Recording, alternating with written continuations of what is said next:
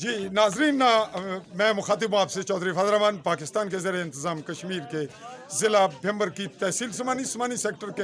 بالکل line of control 0 point پر علاقہ چاہی اور گائی کے مقام پر یہاں ایک شادی کی بہت بڑی تقریب ہے، جس میں بہت بڑی تعداد میں پبلک بہت نارمل حالات میں اس لیے موجود ہے کہ سیز فائر ہوا، اور سیز فائر کے مثبت اور خوشگوار اثرات کا یہ نتیجہ ہے کہ یہاں حلقہ کے ایم ایل اے اور منسٹر چودھری علی شان سونی بھی موجود ہیں، اور جو آزاد کشمیر قانون ساز اسمبلی میں 30 دفعہ ایم ایل اے بنے۔ ہم یہاں کے جو اثرات دیکھ رہے ہیں وہ یہ تقاضا کرتے ہیں کہ سیز فائر لائن پہ جو